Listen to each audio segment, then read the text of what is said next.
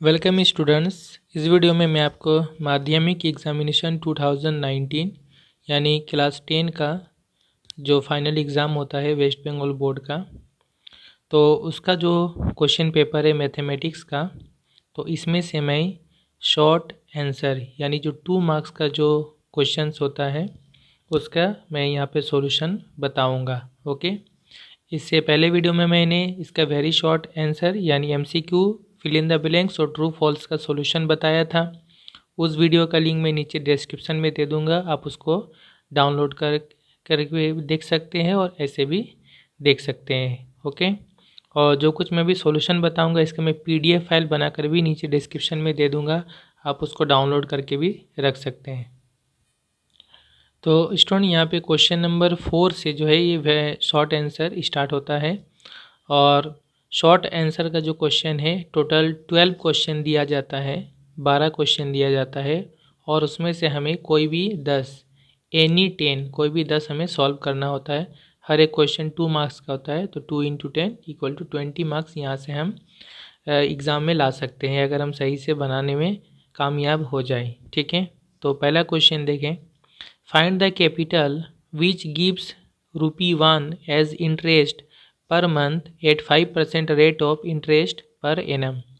कहा जा रहा है कि 5% इंटरेस्ट के रेट पर या ब्याज दर पर एक महीने का, पर मंथ यानी एक महीने का अगर इंटरेस्ट या ब्याज ₹1 होता है तो फिर उसका कैपिटल क्या होगा, यानी यहाँ पे प्रिंसिपल क्या होगा, मूलधन क्या होगा, वो हमें निकालना है। ठीक है, ₹1 एज इंटरेस्ट यानी ₹1 इंटरेस्ट के तौर पर, ब्याज के तौर पर। ठीक है, तो इंटरेस्ट कितना है, ₹1 है, रेट 5% है, टाइम क्या है, पर मंथ यानी एक महीना टाइम है। ठीक है, हमें निकालना है P का वैल्यू।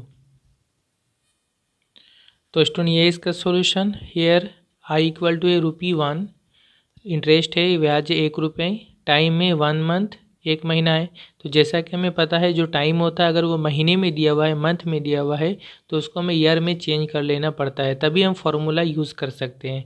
तो एक मंथ को हम ईयर में कैसे चेंज करेंगे, एक ईयर या एक साल में, एक वर्ष में 12 महीना होता है तो उसको 12 से डिवाइड करना पड़ता है। ठीक है, तो एक मंथ है तो एक को हम 12 से डिवाइड कर लेंगे तो ये अब ईयर में चेंज हो जाएगा, वर्ष में चेंज हो जाएगा। ठीक है, रेट 5% है और हमें क्या निकालना है, प्रिंसिपल P। तो P का फॉर्मूला लगाएंगे I × 100/R × T। I के जगह में ₹1 × 100, R के जगह में 5 और T के जगह में 1/12, 1/12। ओके, अब देखिए 5 से 100 कटेगा, 5 दूना 10, 0 आ जाएगा। ठीक है, तो ये अगर 20 × 1 20 ऊपर में आ गया, नीचे में आ गया बटा 1/12, 1/12। तो क्या होता है, बटा के नीचे अगर बटा है 1/12 फ्रैक्शन या भिन्न है तो फिर ये चीज़ पलट जाता है, ये चीज़ क्या होता है, पलट जाता है। तो 20 × 1/12 है तो ये हो जाएगा 12/1। क्या हो जाएगा, 12/1। तो 12/1 मतलब 12 होता है। ठीक है ना, नीचे में एक मतलब वो कुछ नहीं, 12/1 मतलब 12। ठीक है, 1 मतलब नीचे मतलब 1 से डिवाइड करेंगे 12 को तो 12 ही आएगा, तो 12/1 मतलब 12। ठीक है, तो 20 × 12 कितना हो जाएगा, 12 दूना 24, 204, 12 दूना 24 और ये 0 आ जाएगा, ₹240। ठीक है, ₹240। तो प्रिंसिपल या मूलधन कितना था, कैपिटल, वो ₹240 था। ओके, तो ये फर्स्ट क्वेश्चन जो था ये था आपका सिंपल इंटरेस्ट का जो चैप्टर है, चैप्टर 2 का था question. Okay, question number 2, in A partnership business the ratio of Capitals of 3 men is 3:5:8। कहा जा रहा है एक पार्टनरशिप बिजनेस में 3 आदमियों का जो कैपिटल का रेशियो है वो है 3:5:8। एक साझा व्यापार में 3 व्यक्तियों का जो मूलधन का अनुपात है वो है 3:5:8।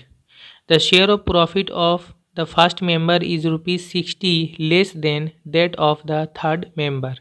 कहा जा रहा है जो पहला आदमी है, पहला मेंबर है, उसका जो प्रॉफिट है, उसका जो लाभ है वो तीसरे आदमी या थर्ड मेंबर के मुकाबले में ₹60 कम है। यानी पहला आदमी का ₹60 ज़्यादा है, तीसरा नंबर का जो आदमी है उसका ₹60 प्रॉफिट या लाभ कम है। ठीक है, then what is the total profit in the business. तो उस बिजनेस में या व्यापार में टोटल प्रॉफिट या कुल लाभ कितना है। ये जो क्वेश्चन है ये एक्सरसाइज 14 यानी आपका पार्टनरशिप बिजनेस का ये क्वेश्चन नंबर 17, जहाँ शॉर्ट आंसर का जो क्वेश्चन है उसका क्वेश्चन नंबर 4 है, लेकिन यहाँ थोड़ा सा क्वेश्चन घुमा दिया गया। वहाँ पे क्वेश्चन है बुक में 3:8:5, लेकिन यहाँ पे चेंज है 3:5:8। तो देखिए जब भी ऐसा मिस प्रिंट होता है क्वेश्चन में तो हमें इसी हिसाब से बनाना पड़ेगा, ठीक है। ऐसा हम नहीं बोलेंगे कि ये क्वेश्चन गलत है क्योंकि ये बुक के जैसा नहीं है, नहीं, हमें जैसा क्वेश्चन दिया रहेगा एग्जाम में हमें उसी हिसाब से बनाना होगा। अगर आंसर आता है तो ठीक है, अगर आंसर नहीं आता है तो जहाँ तक बनाएंगे वहाँ तक बना के छोड़ देंगे, हमें फुल मार्क्स मिलेगा। अगर ये गलत होगा तो हमें फुल मार्क्स मिलेगा, और अगर ये सही है तो फिर हमको इसी हिसाब से बनाएंगे तो आंसर आएगा, जो भी आंसर आएगा उस पर हमें फुल मार्क्स मिलेगा। तो देखिए क्वेश्चन 4 का 2, रेशियो ऑफ कैपिटल्स का रेशियो या मूलधन का अनुपात कितना है? 3:5:8, ठीक है। तो कैपिटल का रेशियो और उनका प्रॉफिट का रेशियो या उनके लाभ का अनुपात वो दोनों सेम होता है, इसलिए रेशियो प्रॉफिट्स भी क्या होगा? 3:5:8 होगा, ये हमें पता है, ठीक है। लाभ का अनुपात भी होगा 3:5:8, ठीक है। अब देखिए ये जब प्रॉफिट का रेशियो तो यहाँ से हम तीनों का अलग अलग प्रॉफिट मान लेंगे, ठीक है। Let the profit of 3 persons be, तीनों रेशियो से अलग कैसे करते हैं? तीनों में x इंटू करना पड़ता है या तीनों में k इंटू कर ले, और इस तरह से तीनों अलग हो जाता है, ठीक है। तो हम मान लेंगे पहले वाले आदमी या व्यक्ति का जो टोटल प्रॉफिट है वो 3x रुपये, दूसरे वाले का 5x रुपये और तीसरे वाले का 8x रुपये, ठीक है। मान लिया पहले, दूसरे और तीसरे व्यक्ति का लाभ 3x, 5x और 8x रुपये है क्रमश, ठीक है। अब अकॉर्डिंग टू क्वेश्चन के हिसाब से क्या बोला कि जो पहले वाले आदमी का प्रॉफिट है यानी 3x, ये तीसरे वाले आदमी या व्यक्ति का प्रॉफिट से 60 रुपये कम है, यानी ये 60 रुपये ज़्यादा है, ये 60 रुपये कम है। तो इससे हम क्या समझ सकते हैं? इससे इसका जो डिफरेंस है वो है 60 रुपये का डिफरेंस है, ठीक है ना। इससे इसका 60 रुपये का फ़र्क है, तो इससे इसको अगर हम माइनस करेंगे तो 60 रुपये होगा, ठीक है। दोनों का प्रॉफिट माइनस करेंगे तो, क्योंकि ये इससे 60 रुपये ज़्यादा है, तो 8x माइनस 3x ये क्या होगा? इक्वल टू 60 रुपये होगा। ये दोनों का जो डिफरेंस है माइनस वो 60 रुपये के बराबर है। तो यहाँ से देखिए क्या आएगा? 8x माइनस 3x क्या हो जाएगा? 5x इक्वल टू 60, और x इक्वल टू कितना होगा? 5 नीचे आ जाएगा 60 के, यहाँ इंटू है, यहाँ पे डिवाइड होगा। 5 से 60 को काट दे, 12 बार में कटेगा, 12×5 = 60, ठीक है। तो x इक्वल टू आ गया 12। अब हमें क्या निकालना था? Total profit. तो इसलिए total profit in the business का टोटल प्रॉफिट या व्यापार का कुल लाभ कितना होगा? टोटल प्रॉफिट क्या है? प्रॉफिट तीनों का जब जोड़ेंगे तो टोटल प्रॉफिट होगा। पहले का प्रॉफिट है 3x, दूसरे का प्रॉफिट है 5x और तीसरे का प्रॉफिट है 8x। ये तीनों का प्रॉफिट जोड़ेंगे तो वहीं उस बिजनेस का टोटल प्रॉफिट होगा। तो 3x + 5x + 8x, इसलिए क्वेश्चन को समझना है। अभी तीनों का ऐड करेंगे तो कितना होगा? 16x, 16x। 16 × x हमने क्या निकाला? 12 यहाँ पुट कर देंगे x के जगह में, तो 16 × 12 रुपीज़ 192 रुपये। तो टोटल प्रॉफिट कितना है? 192 रुपये। ये हो गया आंसर।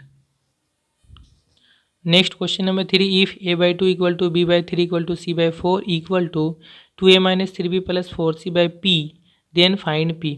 ये जो है ये एक्सरसाइज 5.3 का क्वेश्चन है, क्वेश्चन नंबर 13 शॉर्ट आंसर में पहला क्वेश्चन है, ठीक है। तो ये तो बुक का एक्सरसाइज का क्वेश्चन है जो टेक्स्ट बुक है मैथ का।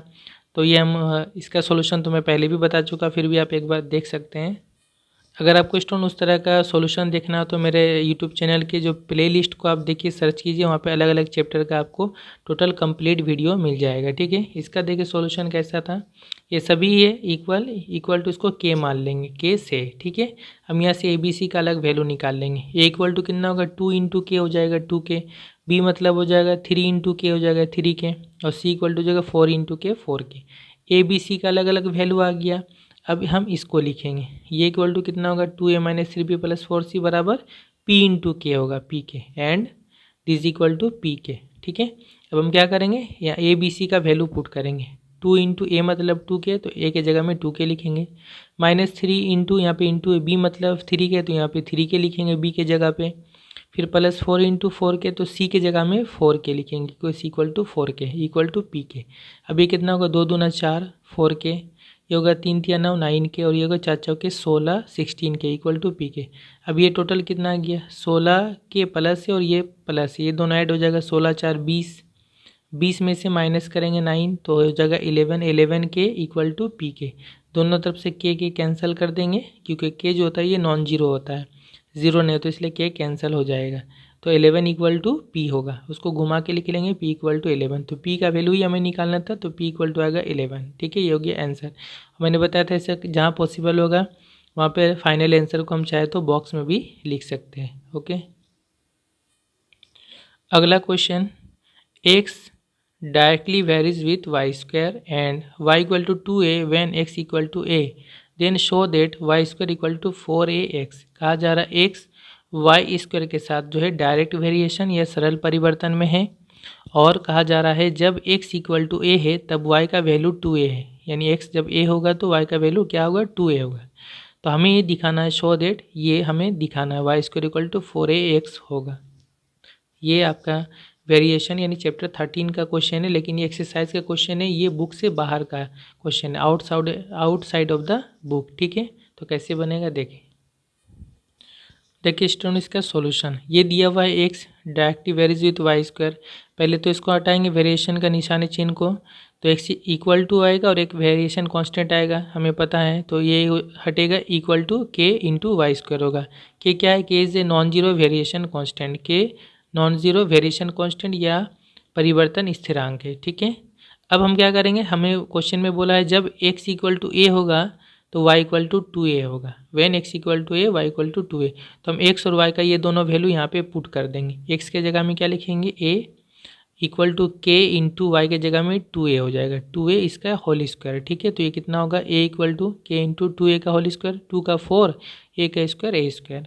दोनों तरफ से एक एक कैंसिल हो जाएगा। ठीक है, यहाँ हो गया 1 और इधर हो गया 4a, तो 4a यहाँ के साथ इंटू है, इक्वल टू इधर आएगा तो बाई 4a हो जाएगा, 1 के नीचे आ जाएगा 4a, इक्वल टू हो गया के। तो के का वैल्यू क्या आ गया, 1/4a। ठीक है, अब ये जो के का वैल्यू आया इसको हम यहाँ पे पुट कर देंगे इस जगह पे, तो x इक्वल टू क्या होगा, देयरफॉर x इक्वल टू के जगह में 1/4a इंटू वाई स्क्वायर। ठीक है, और यहाँ से देखिए 4a किससे इंटू हो जाएगा, क्रॉस में x के साथ, तो 4ax इक्वल टू जगह वाई स्क्वायर 1 के साथ इंटू होगा तो वाई स्क्वायर। ठीक है, इसी को घुमा के लिख लेंगे, Y square equal to 4ax। ठीक है, तो ये हो गया, प्रूव हो गया, साबित या प्रमाण हो गया। अगला question, in a trapezium ABCD, BC parallel to AD and AD equal to 4 centimetre. कहा जा रहा है ABCD एक ट्रापीजियम है या समलंब चतुर्भुज है जिसमें BC और AD क्या आपस में पैरेलल है या समानांतर है। ठीक है, और AD 4 सेंटीमीटर है। The two diagonals AC and BD intersect at the point O in such a way that AO by OC equal to DO by OB equal to 1/2। कहा जा रहा है दोनों डायगोनल या दोनों विकर्ण, कौन कौन सा, AC और BD, ये दोनों एक दूसरे को O पॉइंट पे या O बिंदु पे इंटरसेक्ट कर रहे हैं यानी काट रहे हैं। ठीक है, ऐसे इस तरह से काट रहे हैं कि ये तीनों आपस में बराबर होगा और ये तीनों आपस में इस तरह से 1/2 होगा। ठीक है, ये दोनों। Calculate the length of BC, तो BC का लंबाई हमें पता करना है। ये भी एक्सरसाइज का ही क्वेश्चन है, एक्सरसाइज 18.4 का क्वेश्चन है। ठीक है, क्वेश्चन नंबर 8 में शॉर्ट आंसर में क्वेश्चन नंबर ये 4 है। ठीक है, तो आप एक्सरसाइज 18.4 का भी आप देख सकते हैं इसका सॉल्यूशन। तो स्टूडेंट देखिए इसका सॉल्यूशन, ये 2 मार्क्स का क्वेश्चन है, तो यहाँ पे आपको एक पिक्चर या फिगर चित्र बना लेना पड़ेगा। ठीक है, ताकि आप सही से समझ भी सके, बना भी सके। तो क्या दिया हुआ है, ये ABCD एक ट्रापेजियम में समलंब चतुर्भुज है और ये दोनों डायगोनल AC एंड BD ये दोनों एक दूसरे को O पॉइंट पे यहाँ पे कट कर रहे हैं, इंटरसेक्ट कर रहे हैं या काट रहे हैं। ठीक है, और AD जो है ये 4 सेंटीमीटर है। गिवन जो दिया हुआ था ये दिया हुआ था और AD 4 सेंटीमीटर। अब जैसा कि यहाँ पर बोला है, सिंस चूँकि AD पैरेलल टू BC, ये AD और BC क्या आपस में पैरेलल है। ठीक है, समानांतर है। और साथ ही साथ देखिए ये AC और BD ये दोनों ही किसका काम कर रहा है, ये दोनों आर ट्रांसवर्सल, ये दोनों ट्रांसवर्सल का काम कर रहा है। यानी AC और BD क्या है, ट्रांसवर्सल है, तिर्यक रेखा है, यानी इन दोनों पैरेलल को मिलाने वाला है, ये भी मिला रहा है और ये भी मिला रहा है। ठीक है, तो जैसा कि हमें पता है क्लास 8 से ही हमें पता है कि जब ऐसे 2 लाइन पैरेलल होता है, समानांतर होता है और ऐसे एक लाइन मिलाता है तो फिर जेड के तरह एंगल बनता है, 2 एंगल बराबर होता है। इसको हम लोग अल्टरनेट एंगल बोलते हैं या एकांतर कोण बोलते हैं। तो यहाँ पे देखिए कौन सा होगा, इसलिए एंगल OAD इक्वल टू होगा angle OCB O A D कौन सा, ओ ए डी, ये एंगल किसके साथ बराबर होगा, ओ C B, O C B इसके साथ बराबर होगा। क्यों, ये जेड की तरह ऐसे बन रहा है, ठीक है। तो फिर ये और ये एंगल आपस में बराबर होता है, ऑल्टरनेट एंगल। इसी तरह से इस तरफ से देखेंगे तो ये जेड हो रहा है इस तरह से, तो फिर ये एंगल और ये एंगल भी आपस में बराबर होगा। मैंने क्रॉस देके इसको समझाया।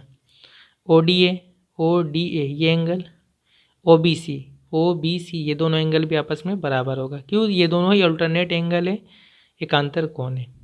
दूसरी बात यहाँ पे देखें, and angle A O D equal to B O C, ये दोनों एंगल ए ओ डी ये एंगल और बी ओ सी ये नीचे वाला एंगल, ये दोनों एंगल भी आपस में क्या होगा, बराबर होगा, जिसको हम वर्टिकली ऑपोजिट एंगल बोलते हैं, या फिर इनको हम विपरीत कोण, इस तरह से सम्मुख विपरीत कोण कहते हैं, ठीक है।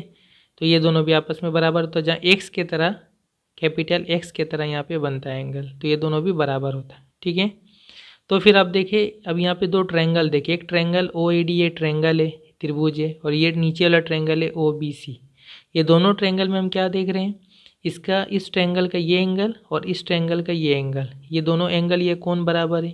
फिर इस ट्रायंगल का ये एंगल और इस ट्रायंगल का ये एंगल, ये दोनों आपस में बराबर है।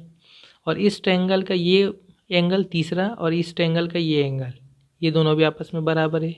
तो हमने देखा दोनों ट्रायंगल का तीनों एंगल, तीनों कोण बराबर है।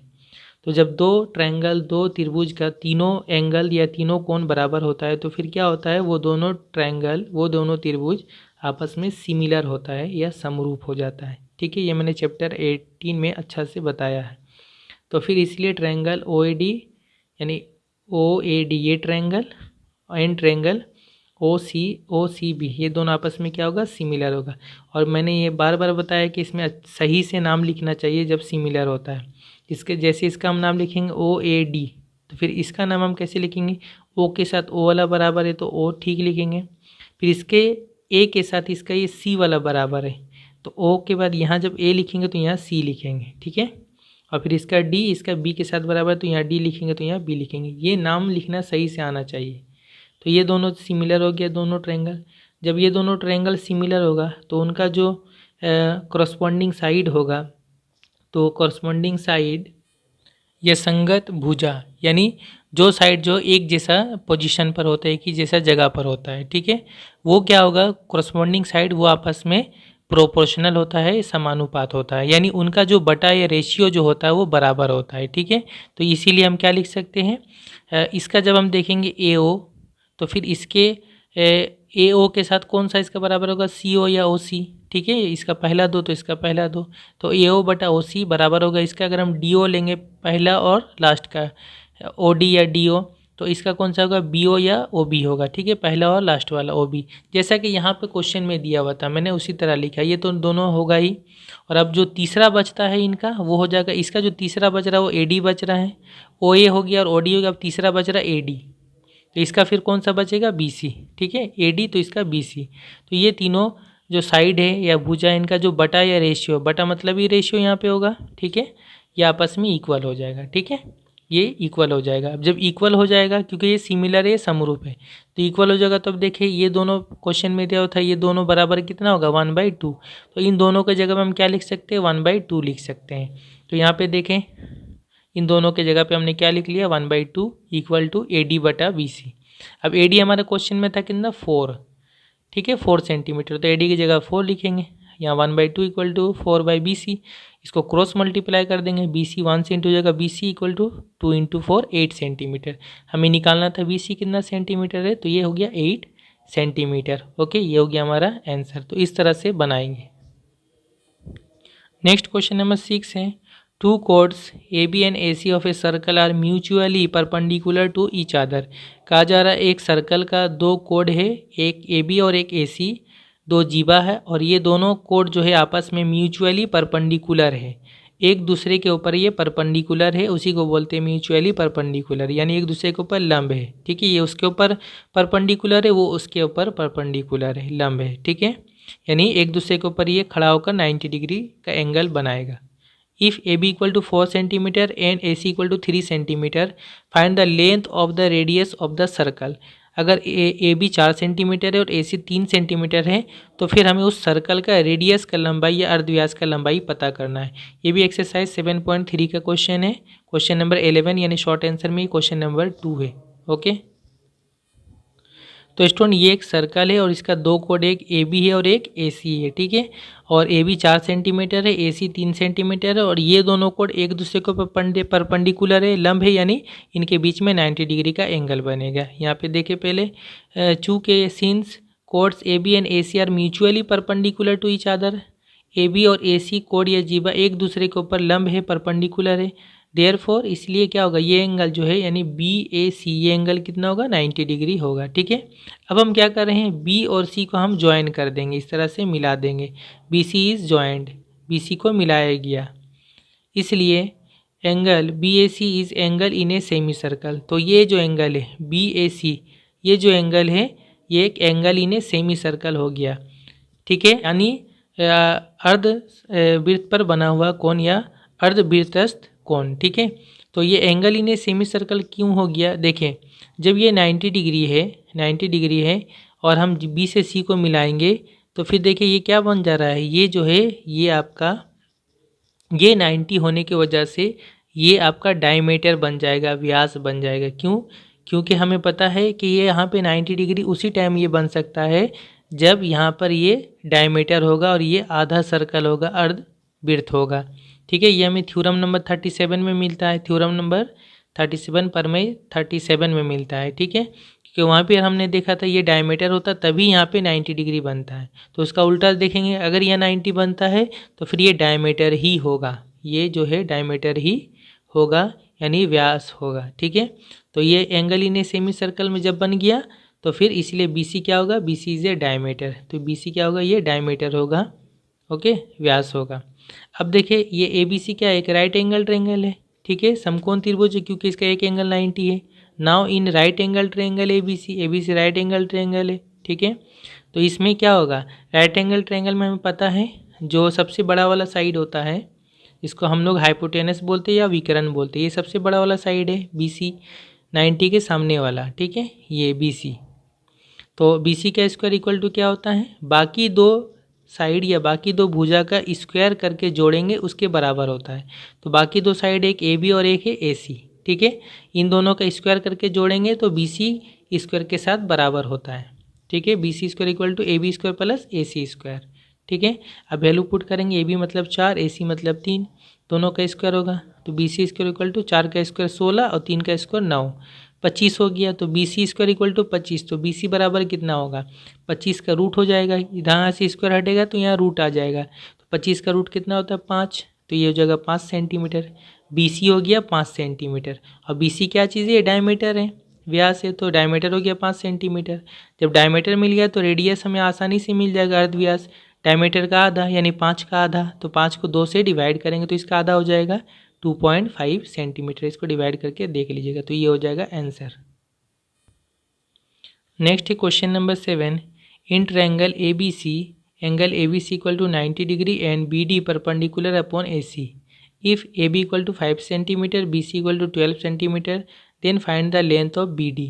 कहा जा रहा है ए बी सी ट्रायंगल या त्रिभुज में ए बी सी एंगल या कोण 90 डिग्री है, बी डी ए सी के ऊपर में परपेंडिकुलर है या लंब है, ये जो निशान देख रहे हैं। और कहा जा रहा है अगर ए बी 5 सेंटीमीटर है, बी सी 12 सेंटीमीटर है, तो फिर बी डी का लंबाई हमें पता करना है।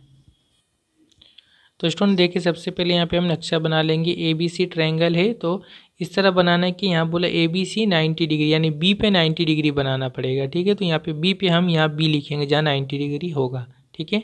अब इधर ए लिख लिया या इधर ए लिख लिया, जैसा भी करे, तो मैंने यहाँ ए लिख लिया, ए बी सी, यहाँ बी 90 डिग्री, और बी डी है ए सी के ऊपर परपेंडिकुलर या लंब, तो यहाँ से ए सी के ऊपर बी से हमें बी डी बनाना पड़ेगा परपेंडिकुलर, ठीक है। तो यहाँ पे 90 हो जाएगा, यहाँ भी 90 डिग्री हो जाएगा। और ए बी 5 सेंटीमीटर है, A B 5 centimetre, B C 12 centimetre, ये 12 सेंटीमीटर, हमें निकालना है बी डी की लंबाई क्या होगा, ठीक है। तो सबसे पहले देखिए ए बी और बी सी हमें पता है, तो हम सबसे पहले ए सी निकाल लेंगे, ठीक है। ए सी कैसे निकालेंगे, तो देखिए ये 90 डिग्री है तो ये हो गया एक राइट एंगल ट्रायंगल, तो ये ए सी हो जाएगा क्या, उसका हाइपोटेनस या विकर्ण, सबसे बड़ा वाला साइड।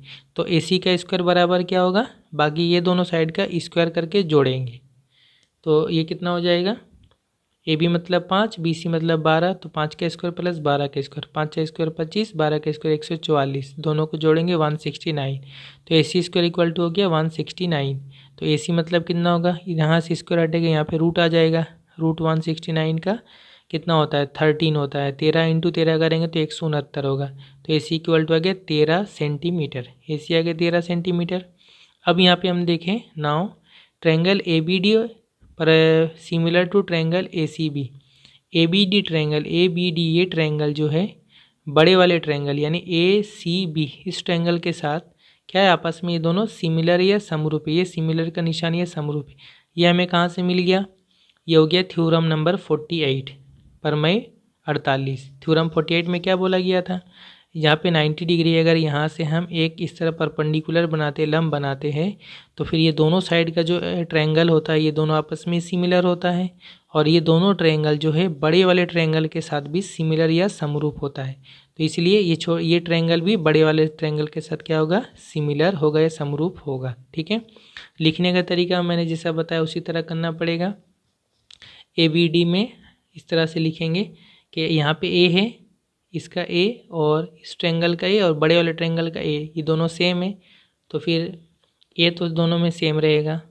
फिर यहाँ पर जैसे हम बी लिख रहे हैं तो ये छोटे वाले ट्रायंगल में जैसे बी लिख रहे हैं तो इसमें बी कौन से के साथ बराबर होगा, सी के साथ बराबर होता है, यहाँ बी वाला ये सी के साथ बराबर होता है। ठीक है, तो फिर इसमें सी लिखना पड़ेगा, यहाँ पर बी यहाँ पे सी। और अब इस ट्रायंगल का ए बी अब कौन सा बचा, तीसरा डी, तो यहाँ डी लिखेंगे। और इसका कौन सा हो गया, ए सी है, तो अब तीसरा कौन सा बचा, ए सी के बाद बी ही बचा, तो यहाँ लास्ट में बी लिख लेंगे। तो ये हो जाने के बाद अब देखें इसमें हम जब बी डी लिखेंगे, बी डी बटा यहाँ पे क्या लिखेंगे, इसका लास्ट का 2 लिख रहे तो इसका लास्ट का 2, बी सी लिखेंगे या सी बी, तो बी सी लिख लिए इक्वल टू, अब इसका हम लिख रहे हैं ए बी पहला 2, तो इसका भी लिखेंगे पहला 2 ए सी। ठीक है, ऐसा लिखने से क्या हो गया, अब देखें यहाँ पे वैल्यू पुट करें, बी डी बटा बी सी मतलब था 12, बी सी कितना था 12 था, 12 लिखेंगे। ए बी जो है 5 था 5, ए सी हमने निकाला 13 हो गया, तो यहाँ से बी डी का वैल्यू आ जाएगा कैसे, 12 5 से इंटू हो जाएगा, 12 पचे 60 बटा नीचे आ जाएगा 13, 60 बटा 13, तो 60 को 13 से डिवाइड करेंगे, 13 चौके 52 और 8 बचेगा, पॉइंट लेंगे 80 होगा, 13 छक 78। ठीक है, 2 बच जाएगा, तो अप्रॉक्सीमेटली यानी लगभग जो वैल्यू लिखेंगे वो 4.6 सेंटीमीटर तक ही लिखेंगे। इसके बाद और एक नंबर लेने का कोई ज़रूरत नहीं, क्योंकि सेंटीमीटर में हम लोग पॉइंट के बाद एक ही नंबर लेते हैं। ठीक है, तो 4.6 सेंटीमीटर अप्रॉक्स यानी लगभग इतना अंदाज़ा से आंसर होगा। ठीक है,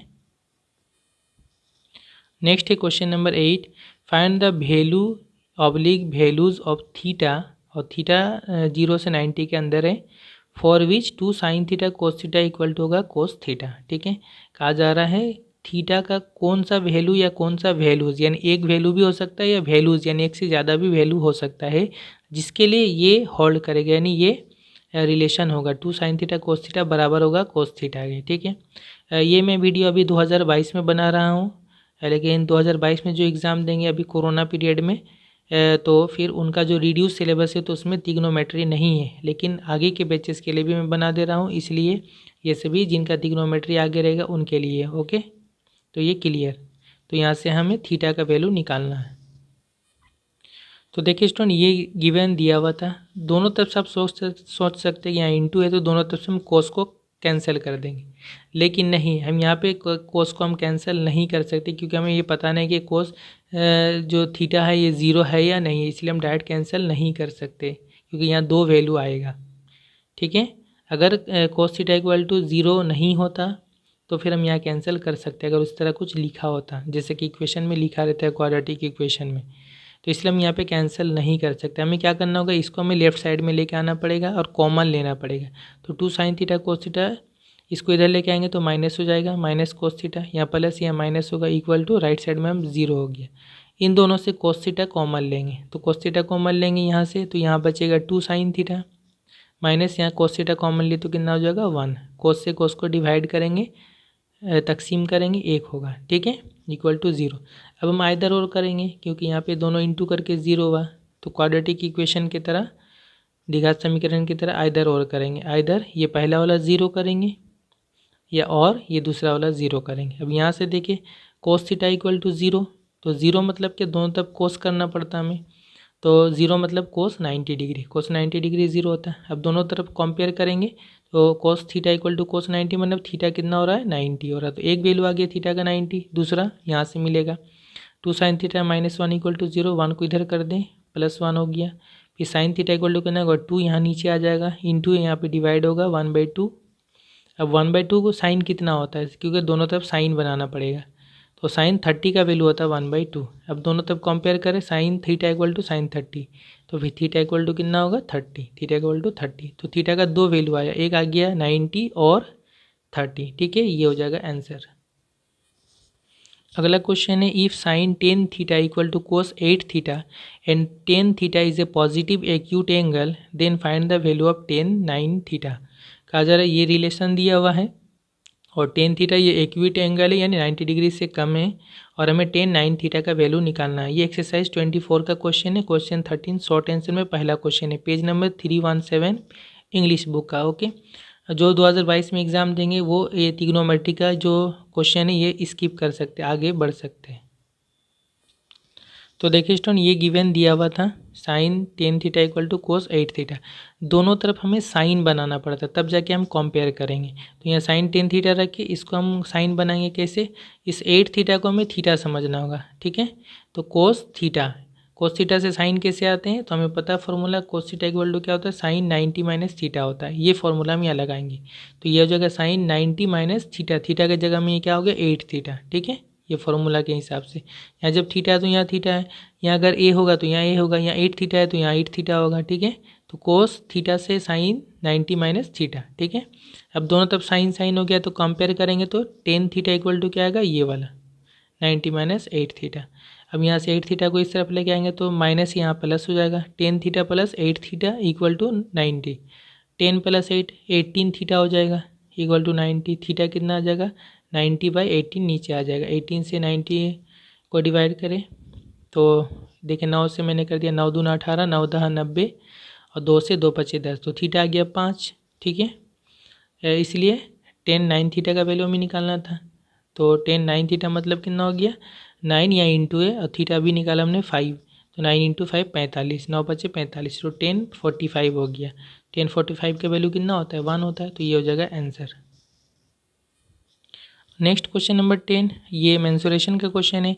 the length breadth and height of a cuboidal room be, a unit b unit and c unit respectively, and a plus B plus c equal to 25, comma a B plus B C plus c equal to 240.5, then find the length of the longest rod to be kept inside the room.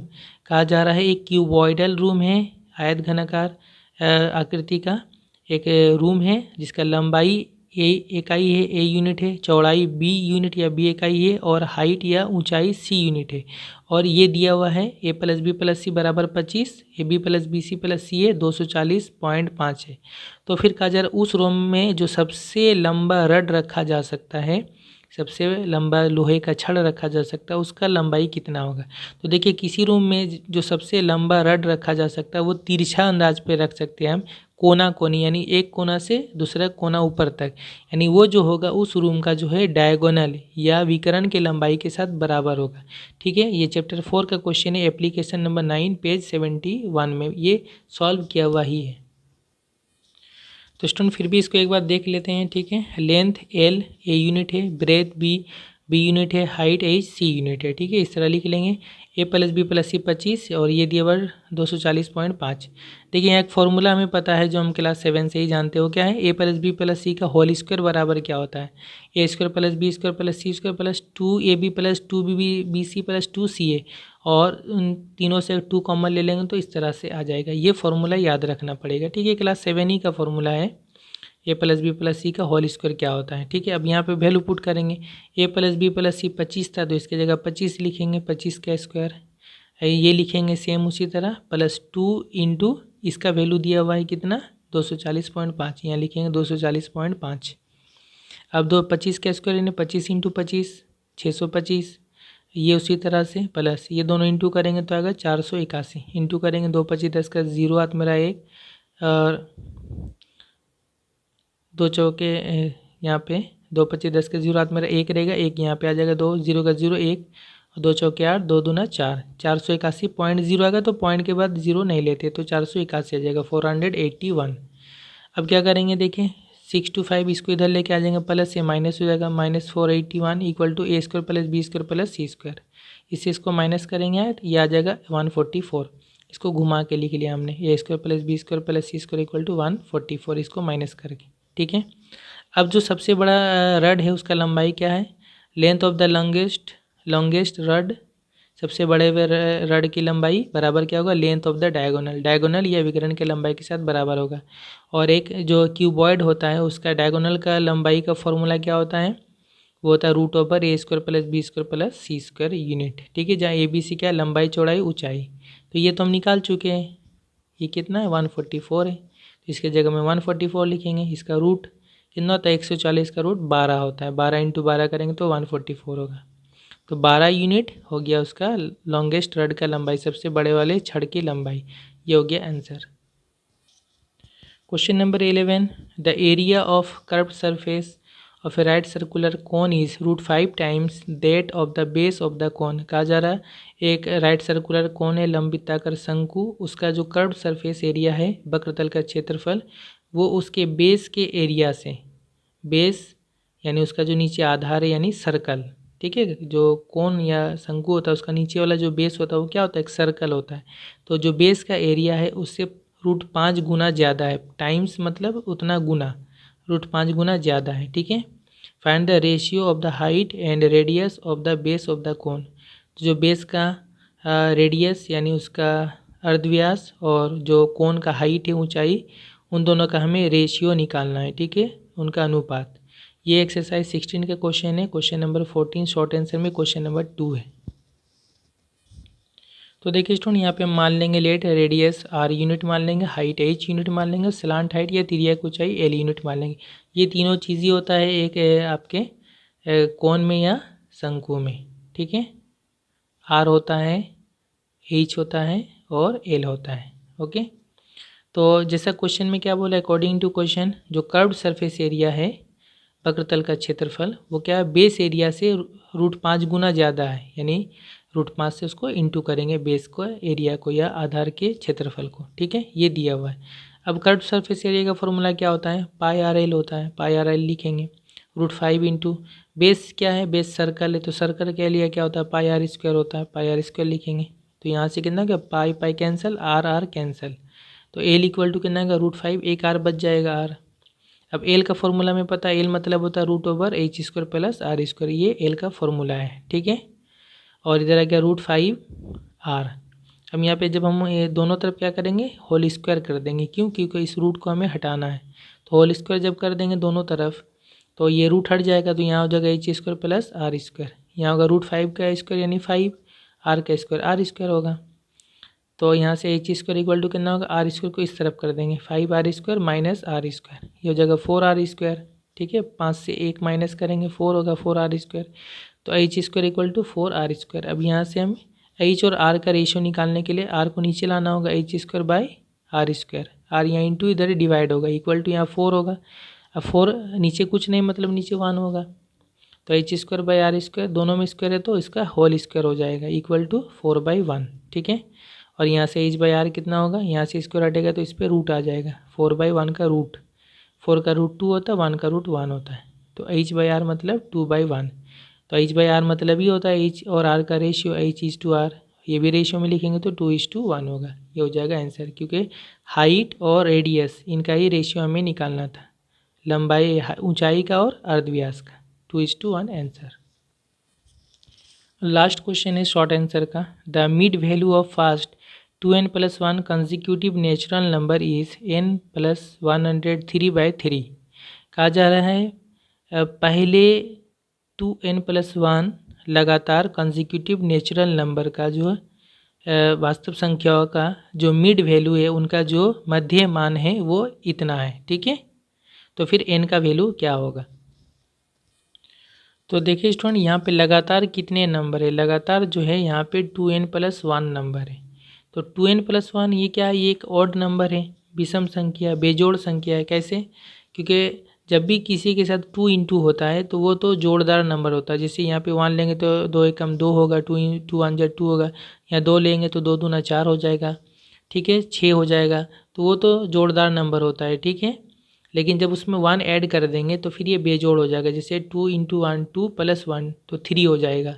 फिर 2 into 2 4 plus 1 5 हो जाएगा। तो 3 5 ये सब क्या है, ये सब ऑड नंबर है, बेजोड़ नंबर है, ठीक है ना।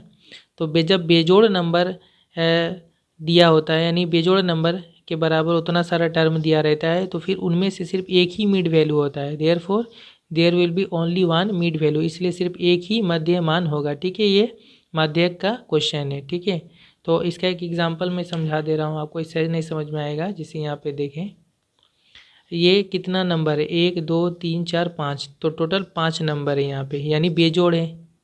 तो जब 5 नंबर दिया हुआ बेजोड़ नंबर, तो इनका मिडिल में कितना नंबर आएगा, देखिए मिडिल में सिर्फ एक ही नंबर आएगा। इस तरफ 2 इस तरफ 2, मिडिल में सिर्फ एक नंबर आता है, ठीक है। तो ये समझ में आ गया। जब बेजोड़ नंबर दिया रहेगा, टोटल टर्म्स कितना बेजोड़ है, टर्म्स टोटल बेजोड़ है, टोटल वैल्यू बेजोड़ है, तो सिर्फ एक ही मिडिल वैल्यू आता है। लेकिन यहाँ देखिए, यहाँ पे टोटल कितना नंबर है, 4 नंबर है। 4 बेजोड़ नहीं है, जोड़दार नंबर है। तो फिर इसमें मिडिल में कौन सा आएगा, मिडिल में 2 नहीं आएगा न 3 आएगा, दोनों को लेना पड़ता है। तब यहाँ मिडिल में 2 वैल्यू आता है, तब यहाँ पे एक नंबर, इधर एक नंबर, बीच में 2 वैल्यू आता है, ओके। तो जब बेजोड़ नंबर है तो मिडिल में एक ही वैल्यू आएगा, जब जोड़दार नंबर होता है तो मिडिल में 2 वैल्यू आता है। तो ये चीज़ क्लियर। तो यहाँ पर 2n+1 बेजोड़ है तो मिडिल में सिर्फ एक ही वैल्यू आएगा। और वो नंबर हम कैसे निकालते हैं मिड वैल्यू, ये फॉर्मूला है उसका। जितना नंबर दिया रहेगा उसमें 1 ऐड करके बाई 2 से डिवाइड करते हैं, वो टर्म जो होगा वो मिडिल वैल्यू होगा। तो यहाँ पे टोटल कितना नंबर है, 2n+1, तो 2n+1 में 1 ऐड करेंगे, बाई 2 से डिवाइड करेंगे, तो कितना होगा, 2n+1+1 2 होगा। तो यहाँ से 2 कॉमन ले लें, ऊपर में 2, यहाँ हो गया n+1/2, 2 2 कैंसिल। इतना टर्म यानी इतना वाला जो नंबर होगा वो जो बीच में आएगा, तो n+1 टर्म जो होगा ये बीच में आएगा, ठीक है। और वो जो बीच वाला टर्म है वो कितना दिया हुआ, ये क्वेश्चन में दिया हुआ। तो अकॉर्डिंग टू क्वेश्चन ये n+1 बराबर होगा n+103/3, क्योंकि यहाँ बोला था तमाम नेचुरल नंबर है, वास्तव संख्या है। तो n+1 टर्म मतलब उतना ही नंबर होगा, ठीक है। जैसे 1 2 3, वो नंबर काउंटिंग में भी 1 2 3 हो रहा है, और फिर वो जितना नंबर टर्म बोलेंगे उतना ही नंबर होगा। जैसे पहला टर्म तो 1 ही होगा, दूसरा टर्म 2 होगा, तीसरा टर्म 3 होगा। अब यहाँ से n का वैल्यू निकालेंगे, 3 यहाँ मल्टीप्लाई कर दे, 3n+3 1 से इंटू होगा 3, n+103। तो n वाला टर्म को एक तरफ कर लेंगे, नंबर को एक तरफ कर लेंगे, तो 3n, n इधर आएगा तो माइनस हो जाएगा, और 3 इधर आएगा तो माइनस हो जाएगा, यहाँ प्लस से माइनस, 3n - n 2n होगा, और 100 3 से 3 माइनस करेंगे 100 होगा। तो n इक्वल टू कितना होगा, 100/2 नीचे आ जाएगा, 2 से 100 काटेंगे 50 आएगा, तो n इक्वल टू 50। ये हो गया इसका सॉल्यूशन। तो स्टूडेंट यहाँ तक हमारा कंप्लीट हो गया शॉर्ट आंसर माध्यमिक 2019 का, ओके। जो कुछ मैंने भी बताया इसका PDF फाइल बना के डिस्क्रिप्शन में दे दूँगा, आप उसको डाउनलोड करके भी रख सकते हैं, okay. Thank you very much for watching.